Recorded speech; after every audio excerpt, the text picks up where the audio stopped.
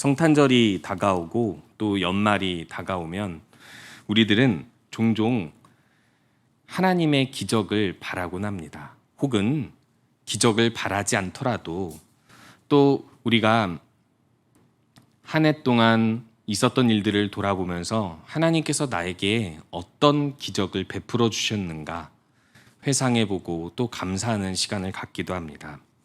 그렇다면 우리가 이 어려운 시기에 또 꼭 어려운 시기가 아니라 할지라도 평소에 어떤 기적을 하나님께 기대하고 또 그 기적을 감사하면서 사십니까? 어떻게 보면 기적이라는 말이 요즘에는 사람들이 많이 쓰지 않는 용어 같다라는 생각이 종종 들게 됩니다. 왜냐하면 사람들은 요즘에는 좀 많이 이성적인 시대가 되었다고 생각을 하는지 기적을 바라면서 기도하기보다는 그냥 자신이 할 수 있는 것을 찾기 위해서 혹은 또 그 할 수 있는 것을 할 때 그저 하나님께서 응답하여 주시기만을 그냥 우리가 어느 정도 이만큼 정도만 이루어져도 괜찮겠다라는 그 계산 정도로 살아가는 경향이 있는 것 같습니다. 하지만 우리가 반드시 알아야 할 사실이 있습니다. 우리의 삶에는 반드시 기적이 있습니다.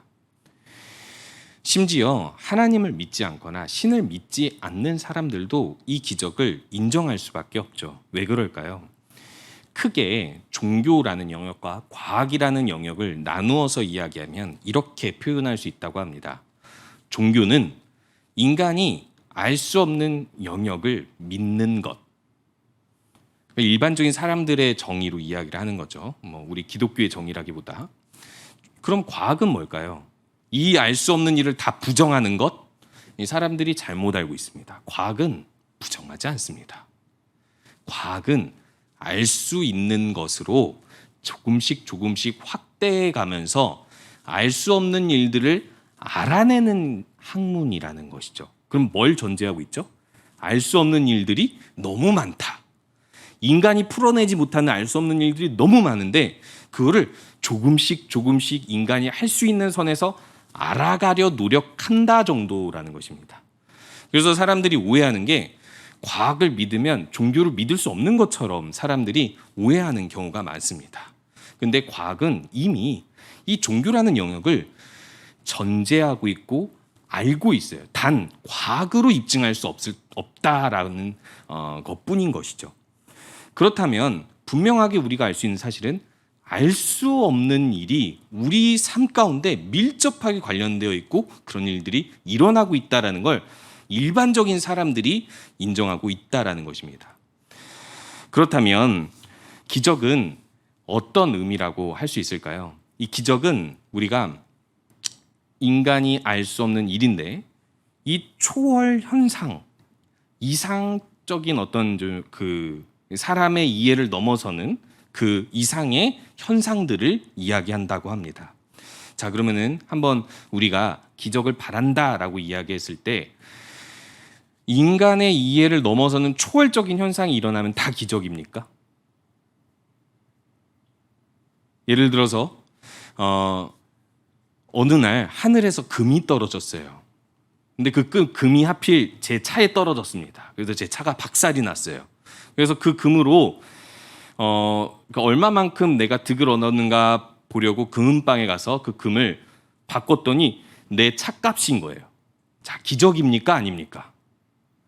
하늘에서 금이 떨어졌는데 기적 맞잖아요. 근데 내 차가 박살나서 그 금을 다시 내 차를 사려고 봤더니 남는 돈이 없는 거예요. 본전인 거죠. 그럼 기적입니까? 우리가 기적을 바란다라고 이야기했을 때 그냥 신기한 일이 일어나고 만다가 아닙니다. 혹은 다른 예로 이야기해 봤을 때 나랑 상관없이 저 먼 어느 곳에서 신기한 일이 일어났다. 우리들은 그걸 미스테리라고 하죠. 그걸 우리가 기적이라고 표현합니까? 그런 것들을 우리가 바라는 기적이라고 이야기합니까? 오히려 우리들은 우리 삶에 좋은 일이 일어났을 때, 의미 있는 일이 일어났을 때 기적이라고 표현하죠. 그래서 사람들이 종종 말하는 기적 중에 초월적인 현상이 아닌 것도 있습니다. 어떤 것들이 있죠? 아유, 고성욱이 변했어. 이것도 기적이죠. 아, 저 사람이 분명히 이런 사람이었는데 이런 사람이다가 한 달이 지나니까 뭘 배우고 나니까 어딜 갔다 오고 나니까 변했어. 근데 그 변한 이유를 모르겠어. 그 변하게 만든 원인을 찾지 못하겠어. 그럼 우리들은 뭐라고 이야기하면, 특히 부모 같은 경우, 아이고, 기적이네, 기적이야. 이렇게 밀접하게 의미를 가질 수 있는 사람들은 그걸 기적이라고 표현하게 되는 것입니다. 그렇다면 우리에게 일어나고 있는 기적은 무엇이라고 할 수 있을까요? 하나님께서 우리에게 가장 첫 번째 기적을 베푸신 것이 창조입니다. 창세기 1장에서 하나님께서는 창조의 일들을 말씀하시죠. 그러면서 예전에 아주 옛날에 있었던 사건을 가지고 우리에게 무엇을 말하려고 하느냐면, 아무것도 없는 중에 무언가를 있게 하고 그걸 질서 있게 창조해서 가장 보기 좋은 것을 만든, 이 세상을 만든 이가 하나님이다. 그래서 너희들을 먹이고 살리는 분이 있다라는 것이 기적이고 그것을 깨닫는 것이 기적이라는 것입니다. 그래서 이스라엘이 광야에서 40년을 살아도 하나님을 믿기 때문에 기적을 볼 수 있는 것이고, 포로기에 그 수많은 어려움과 환난 가운데에서도 믿음을 지키며 살면, 믿음을 지키며 사는 사람들을 통해서 기적을 경험하고 볼 수 있고, 심지어는 그 기적을 많은 사람들에게 보여줄 수도 있는 것입니다. 그렇다면 우리들은 어떻게 살아야 될까요? 더 정확히 표현하면 어떤 기적을 기대하고 어떤 기적을 행하면서 살아야 할까요? 하나님께서 우리에게 기적이 된 그대로 그 은혜를 베풀면서 기적을 행하면서 살아야 하고, 또 한 가지는 하나님께서 베푸실 그 뜻을 우리가 믿고 그 뜻을 우리가 소원하면서 그 하나님의 뜻이 일어나기를 기대하면서 하나님의 뜻대로 그 모든 기적이 일어나기를 기대하면서 살아야 한다라는 것입니다. 우리가 이렇게 어려운 시기를 지나가고 있을 때, 연말이 다가오고 성탄절이 다가올 때 우리들은 기적을 바라고 계십니까? 혹시 안 바라고 계셨던 건 아닙니까? 그렇다면 바랄 기적이 없는데요, 저 이미 다 가졌는데요, 혹은 아유, 바랄 걸 바래요, 지금 무슨 기적이 일어나겠어요 당장에, 라고 생각하십니까? 분명한 건 우리 마음속에 하나님 나라와 그 뜻을 이루어 드리고자 하는 마음, 그리고 또 이루어지기를 바라는 마음이 있다면 우린 기적을 기대할 것이고, 그리고 하나님께서 우리에게 행하신 그 은혜대로 누군가에게 기적이 되는 삶을 살 것입니다. 우리는 하나님께서 우리를 만드신 목적과 부르신 목적이 있다는 것을 알고 있습니다. 그것이 바로 하나님의 그 기적적인 존재와 그 사역을 나타내는 삶인 것입니다. 오늘은 그런 관점에서 오늘 여호수아의 한 기적의 사건을 다루어 보려고 합니다. 우리가 여호수아서에서 수많은 기적들을 보게 되죠. 왜일까요? 모세를 통해서 약속하신 말씀이 모세가 떠나고 여호수아가 이끄는 이스라엘의 군대, 그 이스라엘 백성 가운데에서 가나안 정복으로 온전히 이루어지는 것을 우리가 여호수아서에서 지켜볼 수 있기 때문입니다. 그래서 여호수아서는 많은 기적들이 나타나고 있어요. 요단강을 건너기도 하고 여리고성이 무너지기도 하고 그 뒤에 여러 가지 일들이 일어나면서 아주 순식간에 가나안을 정복하는 기사들이 나타나고 있습니다. 그런데 그 중에서 우리가 하나를 기적을 꼽으라 그러면은 유명한 기적이 하나 있죠. 그것이 무엇이죠? 해가 멈추고 달이 멈춘 기적입니다. 어렸을 때부터 교회를 다녔던 저는 이게 상당히 일반적인 기적이었어요. 뭐 이 정도쯤이야, 하나님이 너무 쉽게 하시지, 당연한 거 아니야? 라고 생각을 했는데, 안 믿는 사람들 입장에서는 성경을 잘 믿다가 여기서 걸리더라고요. 이게 말이 돼? 아니 뭐 홍해를 가르는 건 그렇다 치고, 아니 시간을 어떻게 멈춰? 그러니까 우리가 알고 있는 과학 지식으로는 도저히 이해할 수 없죠. 그리고 또 이해하려고 해서도 안 됩니다. 사실상 이해할 수 없는 게 기적이잖아요. 그저 하나님께서 이 기적을 통해서 우리에게 한 가지 분명한 교훈을 주고 있다라는 것을 알아야 한다는 것이죠. 그러면 해가 멈추고 달이 멈춘 이 기적이 자연 법칙을 거스르는 어떻게 보면 엄청난 우리가 상상하지 못한 기적이기 때문에 큰 기적일까요? 사실 이 기적은 해와 달이 멈췄기 때문에 큰 기적이라고 볼 수도 있지만 다른 한편으로는 다른 측면에서 엄청난 기적이라고 말할 수 있는 것입니다. 그리고 또 이 기적이 일어나는 날에는 결국 하나님께서 기브온에게 행하신 기적, 그리고 이스라엘에게 보여주신 기적, 그리고 이 날이 길어짐으로 인하여서 더한 기적이 나타나는 그 날이 어떤 날인지를 오늘 말씀을 통해서 살펴보려고 합니다. 먼저 이 말씀의 배경이 되는 것은 기브온과 이스라엘의 만남입니다. 기브온과 이스라엘이 어떻게 만났죠? 이스라엘에게 하나님께서 명령하셨죠. 가나안 땅에 있는 민족들을 다 진멸해라. 그 명령을 따라서 이스라엘은 진군하고 있었고 여리고와 아이성을 정복했으니 그 다음 타자가 누구냐면 기브온 성입니다. 가나안 중부 지방이죠. 일단 여기를 점령하고 나서 남방이든 북방이든 가야 되는데 기브온 사람들이 자기를 타짓 사람인 것처럼 분장을 하고 이 이스라엘에게 나타나서 우리들은 여기 사람이 아니라 타짓 사람이다. 그러니까 우리가 당신들의 종이 될 테니까 화친 조약을 맺자라고 이야기합니다. 여호수아와 백성들은 하나님께 확인하지도 않고 어떤 사실관계를 확인하지도 않고 그저 그냥 그 말을 믿고 속아서 화친 조약을 맺게 되는데 며칠 뒤에 이것을 알게 됩니다. 아, 이들이 나를 속였구나.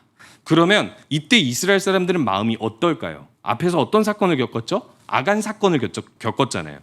하나님께서 말씀하신 대로 진군하는 그 모든 과정에서 이런 오점이 남아있는 것은 이스라엘에게 상당한 근심이 될 수 있었습니다. 그리고 기브온 사람들을 살리는 것이 어떻게 보면 이 화친 조약을 맺는 것이 속지 않았으면 절대 하지 말았어야 될 하나님께서 금지하신 일이기 때문에 가나안 족속들과는 화친 조약을 맺지 말라고 했기 때문에 이렇게 속아서 화친 조약을 한 것은 어찌 보면 이스라엘에게 있어서 상당히 속상하고 답답한 일이 될 수 있습니다. 그런데 이것을 취소할 수 있을까요? 없을까요? 하나님의 이름으로 화친 조약을 맺어서 이들이 이스라엘의 종이 되겠다고 이야기했는데 당연히 이것을 취소할 수 없죠. 그냥 엎질러진 물일 뿐입니다. 그렇게 되면 이스라엘 사람들은 이 기브온 사람들에게 감정이 좋을 수가 없죠. 그런데 이것으로 인하여서 오늘의 사건이 일어나고 있는 것입니다. 남방의 5왕이 연합을 합니다. 왜 연합을 하냐? 예루살렘 왕 아도니세덱을 중점으로 해서 이 지방 남방의 지방의 주요 성읍의 왕들이 이렇게 연합군을 결성을 한 이유가 뭐냐면 기브온은 큰 성읍이고 그리고 거기에 있는 용사들도 아주 강한 용사들이 많다라는 것이죠. 그런데 그들이 이스라엘 편에 서버렸어요.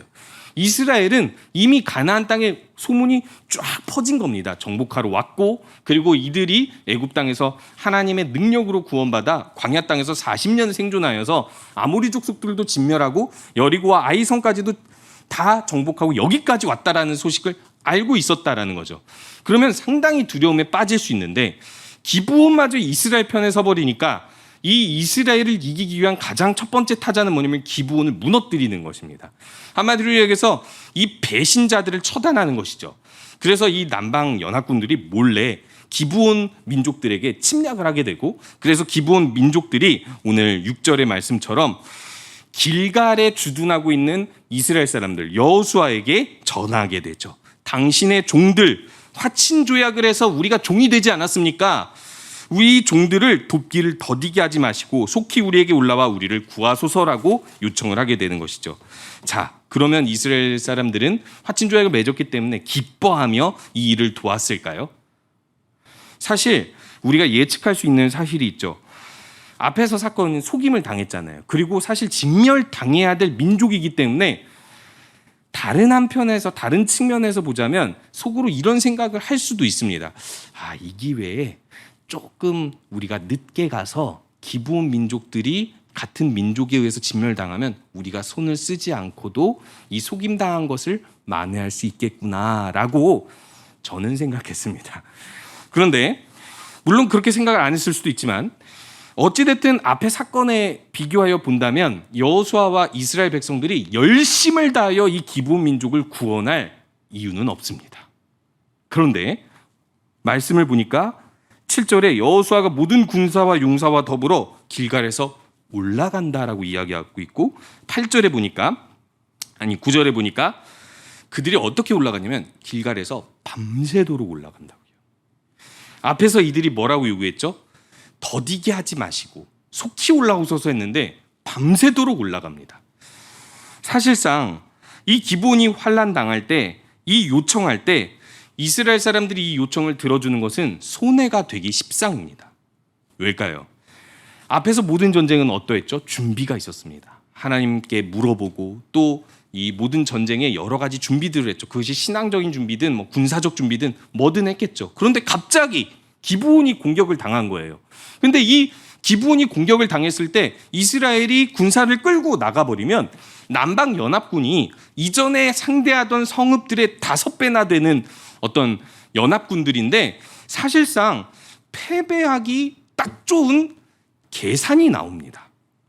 이스라엘 사람들은 정비되지 않았고 준비되지 않았고 침략당한 기브온을 구하러 가면 기브온이 그들에게 도움이 될 수 없어요.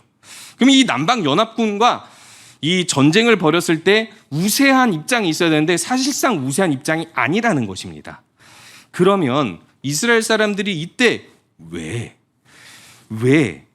7절에서 모든 군사와 용사들을 더불어서 끌고 올라가기로 작심하였을까요?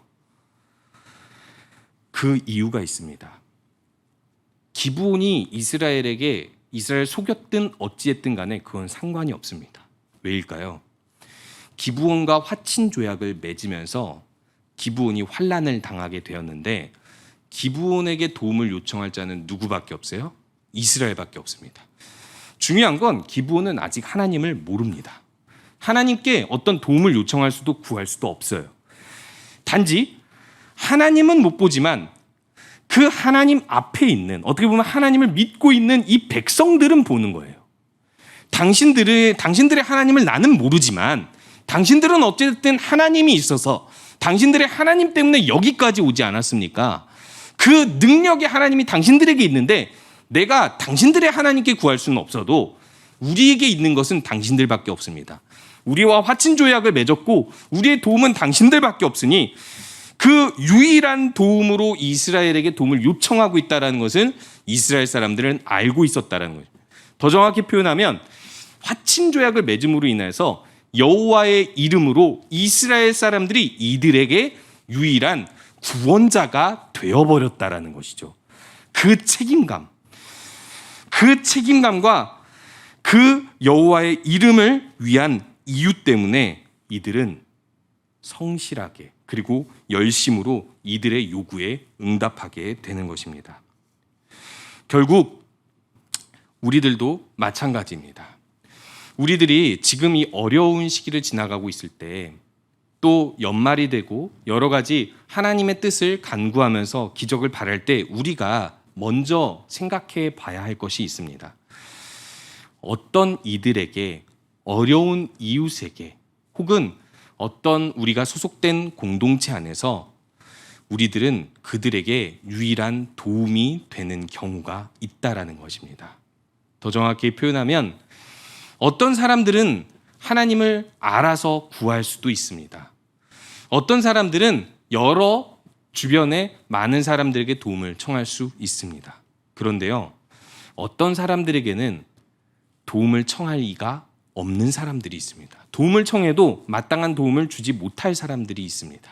그런 사람들이 누구입니까?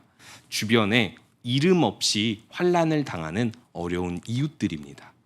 그 이웃들에게 우리가 교회라는 이름으로 예수 그리스도의 이름으로 그리스도인이라는 이름을 얻었다면 그들에게 우리들은 어떤 기적이 되어야 하는가를 살펴봐야 한다는 것입니다.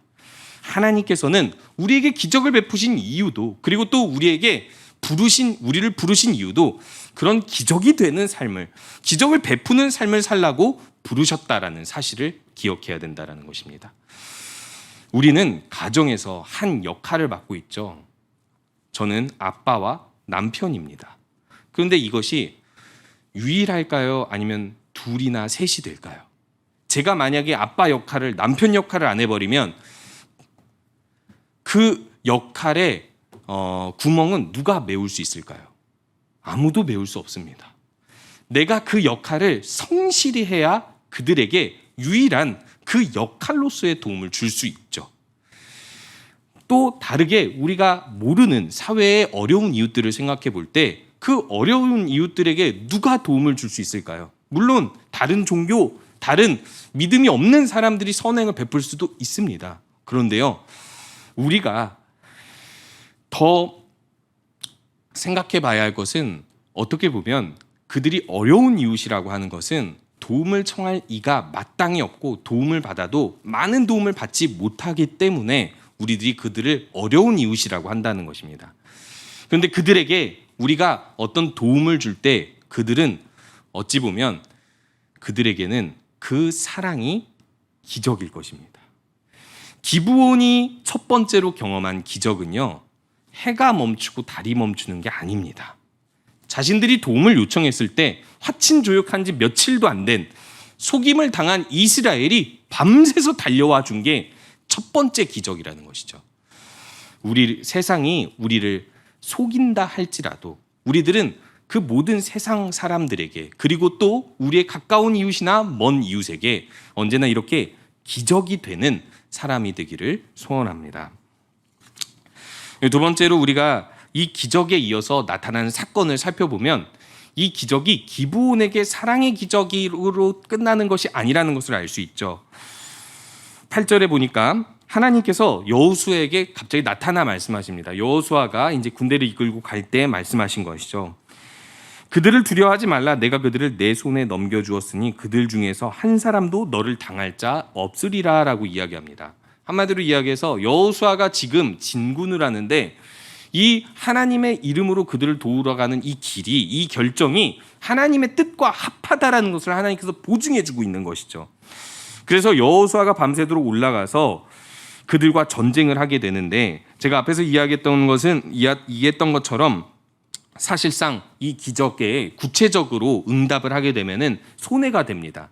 이 여호수아가 어떻게 응답하고 있죠? 아주 열심으로 밤새도록 달려가서 그들을 도와주려 하고 있습니다. 준비도 안 되고 정비도 되지 않았고 밤새도록 달려가면 어떻게 보면 그 밤에 달려갔기 때문에 더 많은 힘이 빠져서 그들을 상대하기 더 어려워지는 상황이 올 수도 있다라는 것이죠.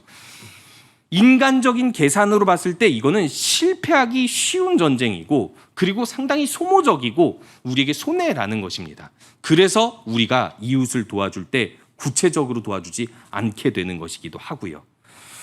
누군가의 필요가 있습니다. 누가 도움을 청합니다. 그들이 구체적으로 요구하는 것들이 있습니다. 그런데 우리들이 그 섬세한 요구들에 섬세하게 반응하고 더 많은 도움을 주려고 하지 않는 이유가 결국에는 우리가 계산해 봤을 때 손해가 더 있기 때문에 그런 것이죠.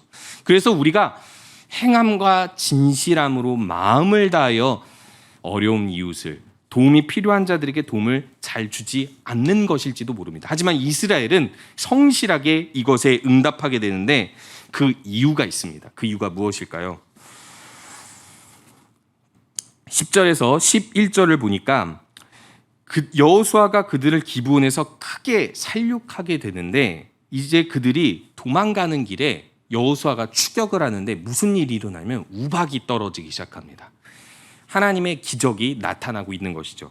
그리고 11절에 보니까 그 큰 우박 덩이를 아세가에 이르기까지 그 비탈길에서 하나님께서 내리시는데 무슨 일이 일어나냐면 그들이 죽었는데 이스라엘 자손의 칼에 죽은 자보다 우박에 죽은 자가 더 많았더라라고 이야기한다는 것은 이 전쟁의 이유가, 이 전쟁의 원인, 이 승리의 원인이 어디에 있다라는 것이죠. 하나님에게 전적으로 있다라고 이야기하고 있습니다. 분명히 제가 앞에서 이야기했던 것처럼 이 사람들을 돕는 것이 인간적인 계산으로 봤을 땐 분명한 손해라는 것이죠. 근데 손해가 분명한데도 사랑의 기적을 행하는 이들의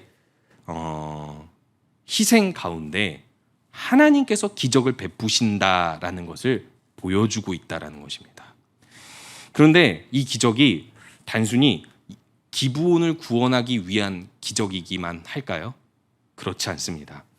여호수아에서 가나안 정복 전쟁을 보았을 때 이 사건이 상당히 중요한 위치에 있습니다. 제가 앞에서 설명했던 것처럼 요단강을 건너서 여리고, 아이, 그리고 기브온 이 민족들을 점령하게 되면 중부 지역을 다 점령하는 것이고 그 다음 남는 게 남부와 북부 지역입니다.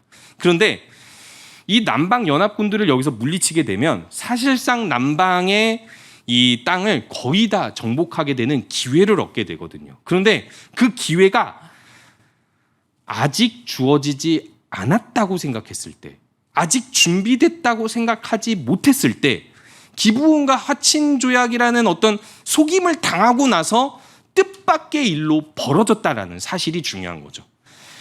인간적인 계산으로서는 여기서 승리하고 남방 땅을 다 정복한다 생각할 수도 없고 계산할 수도 없었다라는 것이지만 결국 하나님께서 우박을 내리시면서 이스라엘이 정복하는 것보다 더 큰 일을 행하셔서 이스라엘에게 기적을 행하셨다라는 것입니다. 우리가 누군가의 기적이 되고 누군가에게 은혜를 베푸는 삶을 살면 그것은 손해가 아닙니다. 왜냐하면 그만큼 하나님이 채워주시기 때문입니다. 이것을 우리들이 더 설명할 필요도 없이 경험해 왔던 것이지 않습니까? 우리가 베푼 만큼 더 손해를 보는 만큼 하나님께서 더 채워주시지 않았습니까? 성경에서 그런 사건들이 자주 기록되지 않습니까? 내가 베풀면 그만큼 더 마이너스가 되고 누군가가 아무도 채워주지 않아서 우리가 굶주리며 살아왔습니까? 아닙니다. 이상하게도 우리가 없는 중에 더 베풀고 있어도 내가 생각한 것보다 더 베풀고 더 비워내면 하나님께서 더 채워주셨던 기적들을 경험하지 않았습니까? 그래서 참 이상하게도 하나님은요, 하나님의 기적을 경험하는 사람들은 이 대부분 하나님의 기적을 믿고 더 베풀고 더 희생하는 사람들에게 많이 보여주시는 것 같습니다. 그래서 누군가에게 이렇게 물어보죠. 그리스도인으로서 살면서 기적을 많이 보셨나요? 아니면 기적을 보지 못하셨나요? 라고 물어보면 실제로 그리스도인 중에 기적을 한 번도 보지 못했다는 사람들이 많습니다. 그런데 그 사람들의 공통점이 뭐냐면 하나님을 위해서 자기 생각 이상의 헌신이나 희생을 한 적이 거의 없는 사람들이에요. 물론 이거를 제가 단적으로 단정 지을 수는 없지만 제가 생각해오고 경험해온 바에 의하면 그렇다라는 것입니다. 근데 참 이상하게도 기적을 많이 경험했다고 하는 사람들이 사회에서 유명한 사람들이거나 떵떵거리면서 사는 부자들이 아니라 오히려 작은 곳에서 사소한 것에서부터 희생하고 헌신하며 살았던 사람들이라는 것입니다. 근데 그들은 항상 하나님의 기적을 경험했대요. 너무 많이 경험을 했대요. 은혜가 많대요. 그냥 인간적으로 보면 그렇게 많아 보이지 않아도 그들은 그렇게 고백하고 있습니다. 오늘 이스라엘이 그런 일을 행했다라는 것이죠. 그런데 여기서 일은 끝나지 않습니다. 이야기는 계속해서 12절의 이야기로 이어지는데 여호와께서 아모리 사람을 이스라엘 자손에게 넘겨주시던 날에 여호수아가 여호와께 아뢰어 이스라엘 목전에서 이렇게 선포하죠. 태양아 너는 기브온 위에 머무르라. 달아 너도 아얄론 골짜기에 그리할지어다. 우리들은 이것이 과연 기도인가? 아니면 하나님의 이름으로 선포한 것인가? 라는 궁금함을 갖게 되죠. 그런데요, 이것을 한마디로 표현하면 사실상 뒤에 가면 하나님께서 14절에 사람의 목소리를 전에도 후에도 이렇게 들으신 적이 없었더라라고 이야기하는 거 보면 하나님께서 여호수아의 목소리를 듣고 응답하여 주신 거니까 기도라고도 말할 수 있는데요. 중요한 건 여기서 말씀을 이렇게 표현하고 있습니다. 여호수아가 여호와께 아뢰어 이스라엘의 목전에서 이르되라고 이야기하는데 한마디로 이야기하면 하나님 앞에서 담대하게 말했다라는 것입니다. 하나님 앞에서 담대하게 말한 이유가 무엇일까요? 하나님의 뜻과 합한 비전을 소유하고 있었고 그렇기 때문에 그것에 대해서 단순히 기도라는 표현으로 외치는 것이 아니라 단순히 하나님께 부르짖음 이런 것 이상으로 이건 하나님의 뜻이 분명합니다 라는 형식으로 선포했다라고 이야기합니다. 우리가 이런 형식으로 선포하는 때가 언제입니까? 축도죠. 축도는 기도가 아닙니다. 선포입니다. 하나님의 복이 이미 선포되었고 우리들은 예배의 끝에서 그것을 다시 한번 선포함으로 인하여서 하나님의 복이 우리 안에 항상 머물러 있다는 것을 확인하죠. 선포가 잘못된 것입니까? 기도가 아닌 것입니까? 아닙니다. 언제나 하나님께서 우리에게 이루어 주시는 복이고 축복입니다. 그렇기 때문에 사실상 우리들은 그것을 언제나 담대하게 선포할 수 있습니다. 또 언제를 선포라고 합니까? 복음을 전할 때 선포한다고 하죠. 복음을 기도라고 합니까? 그러지 않죠. 분명한 사실이고 이 사실을 믿기만 하면 적용되어지는 구원이 있기 때문에 하나님이 역사하시는 하나님의 능력이기 때문에 우리들은 복음을 선포한다고 이야기합니다. 그러면 어떻게 여호수아는 이걸 알게 된 걸까요? 출발 전에 기브온 민족들에게 밤새도록 달려가기 전날 혹은 달려가던 중에 성경에는 안 나타나지만 하나님께서 여호수아를 이렇게 몰래 불러서 야, 너 가면은 이렇게 태양 멈추라고 달 멈추라고 해. 그럼 내가 이렇게 기도 응답해 줄게. 뭐 이랬을까요? 사실상 이 문맥에 따라 보면 여호수아는 이 현장에서 발견한 겁니다. 간단히 표현하면 여호수아는 몰랐어요. 기브온을 돌아가기 전에도 몰랐고 가던 중에도 몰랐고 도착해서 하나님께서 우리 이스라엘이 한 어려운 이웃 기브온을 위해서 희생하니까 뭘 보게 되냐면 우박으로 남방 연합군을 물리쳐치고 이들을 진멸해가는 하나님의 손을 보는 거예요. 그때 뭘 깨닫습니까? 아, 하나님께서 우리를 가나안에 보내신 이유가 있지. 정복. 하나님 나라를 이 땅에 세우라고 하셨어. 그 약속을 가지고 우리가 이 땅에 왔고 지금까지 전쟁해왔고 앞으로 전쟁해야 될 숙제가 있는데 오늘이 그날이구나. 이 남방을 진멸하는 날. 몰랐는데 내가 오늘 한 어려운 이웃에게 도움을 주다 보니 그 안에서 하나님께서 우박이라는 기적을 나타내시고 그 가운데 뭘 보게 되냐면 숨겨져 왔던 하나님의 뜻을 발견하고 그 하나님의 소원을 알기 때문에 확신을 가지고 선포했다라는 것입니다. 우리가 주기도문의 강구로 기도하죠. 그러면은 이렇게 기도합니다. 주의 이름을 위하여 하나님 나라와 그 뜻이 이루어지게 하옵소서라고 기도를 합니다. 그때 우리들이 기도할 때 뜻이 하늘에서 이루어진 것 같이 땅에서 또 이루어진다라고 얘기하는데 하나님의 뜻은 완전해서 우리가 하나님의 뜻에 순종하면 하나님의 뜻이 이루어지죠. 제가 앞에서 이야기했던 것처럼 이전에는 사랑하지 못하던 고성욱이 누군가를 사랑하게 되면 그것은 기적이 이루어진 거죠. 그죠? 말씀에 순종하면 하나님의 뜻이 이루어집니다. 분명한 하나님의 말씀에 순종하면 하나님의 뜻이 이루어지는 것이 첫 번째라면 또 한 가지가 있는데 우리가 그렇게 하나님 말씀에 순종하는 삶을 살다 보면은 구체적으로 하나님께서 그 다음에 우리에게 무엇을 해야 할지를 알려주실 때가 있다라는 겁니다. 더 정확히 말하면 발견하게 된다는 것이죠. 이거를 빌립보서 2장 13절에서는 이렇게 표현하고 있습니다. 너희 안에서 행하시는 이는 하나님이시니 자기의 기쁘신 뜻을 위하여 너희에게 소원을 두고 행하게 하신다라고 이야기하고 있습니다. 단순히 우리가 말씀에 있는 명확한 하나님의 뜻을 순종하는 것에서 끝나지 않고요. 우리가 순종하여 하나님의 기적을 체험하고 하나님의 나타나심을 보다 보면 그 현장에서 보게 된다는 겁니다. 그 현장을 많이 경험하는 사람들이 대부분 어떤 사람들이죠? 복음 전하는 현장에 가본 사람들입니다. 그 현장에서 발견하게 되죠. 아, 이때 하나님이 이렇게 일하시겠구나 하고 뭔가 준비되었던 복음 이것저것 뭐 준비된 걸 여러 가지를 꺼내겠죠. 사실상 이 일이 그렇게 이루어진다라고 이야기할 수 있다는 것입니다. 사실 이 어려운 시기에 우리들이 참 많은 계획들을 세웁니다. 뭘 세우죠? 하나님 나라와 뜻을 이루기 위해서 어떻게 하면 교회가 사회에 도움이 되고 또 하나님의 복음을 전할 수 있을까? 여러 가지를 생각해 보게 됩니다. 그런데 우리가 앉아서 계획하는 것 그것도 좋지만 계획하고 그 현장에 나가야 알 수 있는 것이 있습니다. 우리가 하나님의 뜻에 순종해서 담대하게 현장으로 나갈 때 그 현장에서 하나님께서 발견하게 해주시는 또 하나의 기적, 숨겨둔 하나님의 뜻이 있다라는 것입니다. 그렇기 때문에 오늘 이 말씀에서 분명하게 나타내고 있는 것은 하나님의 기적은 누군가에게 하나님의 기적이 되어가는 사랑의 기적을 베풀 때 나타나고, 또 하나님의 그 기적이 나타나가는 현장 속에서 우리들은 숨겨두었던 하나님의 뜻을 발견하게 된다는 것입니다. 그렇기 때문에 우리들은 항상 언제나 하나님의 기적을 바라고 기대하며, 그리고 또 그것을 행하는 삶을 살아야 한다라는 것입니다. 이 날은 상당히 긴 날이었을 거라고 보여집니다. 기브온에게 긴 날인 이유는 자신들에게 아무도 도움이 될 수 없었는데 온 세상의 주관자이신 하나님의 백성 이스라엘이 도와서 첫 번째로 하나님의 기적을 본 날입니다.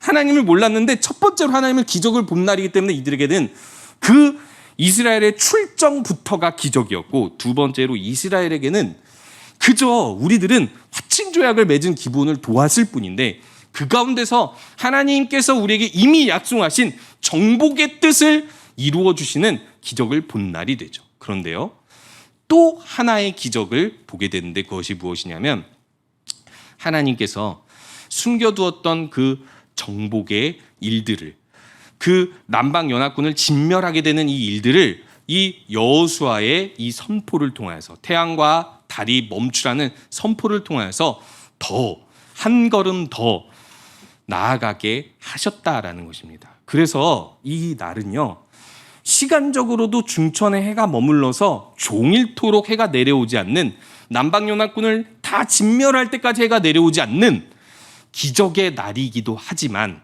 사실상 시간적으로만 긴 날이 아니라 하나님의 은혜가 더하고 더해서 길어지는 날이라고도 할 수 있다는 것입니다.